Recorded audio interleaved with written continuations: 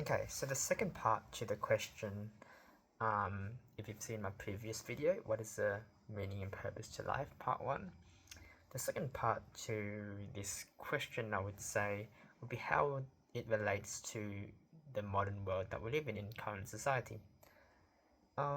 So what is the meaning and purpose to life in this current society? That is a way to reframe the question.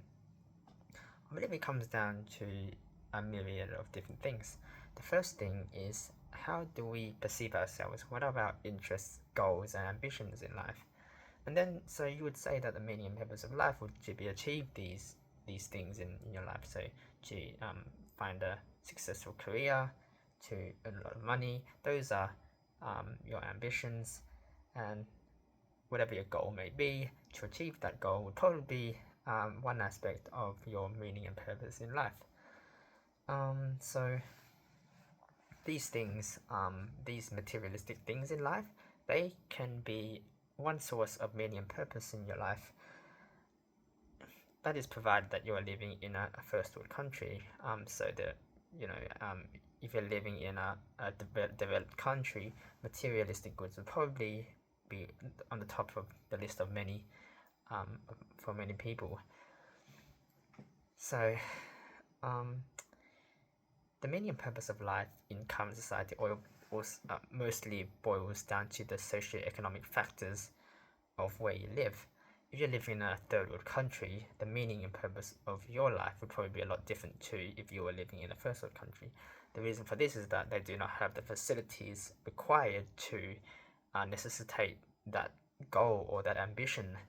It's like asking someone to do more than they're capable of doing. So in a third world country, your meaning and purpose of life would be a lot different to someone living in a first world country, because you do not have the facilities um,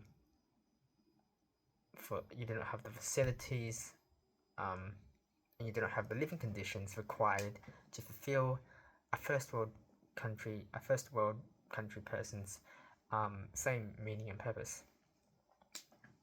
A first world country person's meaning and purpose. So there is a mismatch between the meaning and purpose of a person living in a first world country and a person living in a third world country. So that's one aspect of it. Another aspect of what is the meaning and purpose of life in modern society comes down to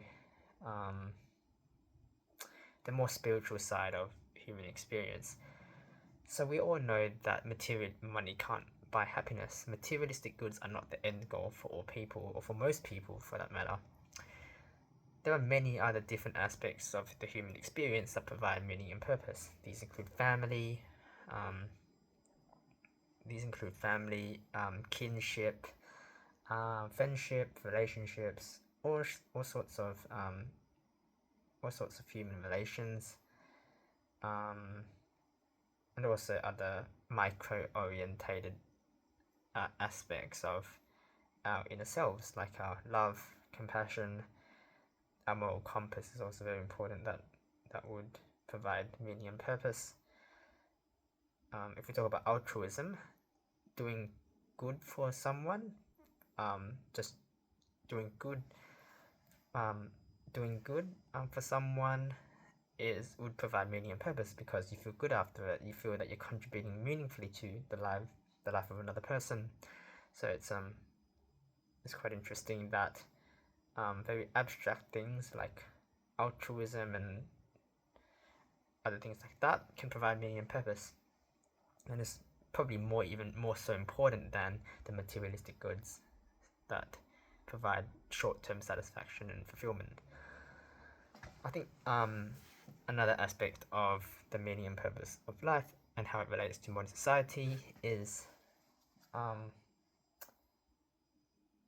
think one aspect is probably one of the most important aspects is spirituality. So what religion do we adhere to? If you are living in an Asian country, I think the majority of Asian countries are categorized as atheists, so they're mainly Buddhist, or they're mainly They mainly practice Buddhism and other religions of that same category.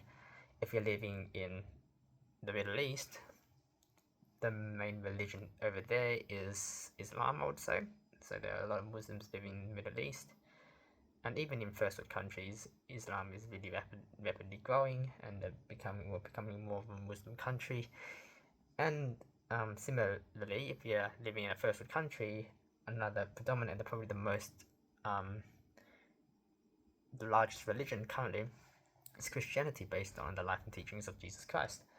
So all these religions give us meaning and purpose, and they also tie in very neatly with spirituality. Is there a greater power? Is there life after death? What is the purpose to life? And that's obviously the main question. But it also is also umbrellaed under spirituality. So spirituality is our inner self, our heart, everything that is human about us, and disregarding anything that's material or anything that is concrete. So it really ties into the metaphysical side of things. So I'm just trying to think if there's another aspect that I can talk about. So spirituality obviously is a very important part of our meaning and purpose in this life. We find fulfillment in being spiritual, in asking the very big macro-oriented questions, and trying to seek answers to those questions through the human experience.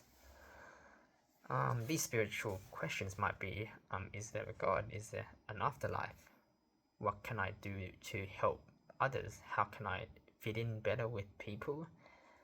Why do we have a moral compass?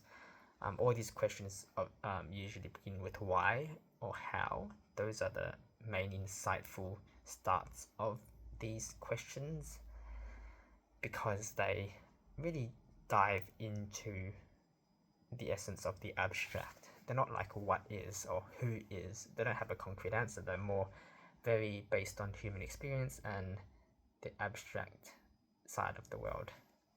So that's the second part of this topic. There may be a third part that I might come up with, but for now, I believe that I will move on to a new topic. There might be a part 3, but we'll see. Well, I will see you guys in the next video. Peace.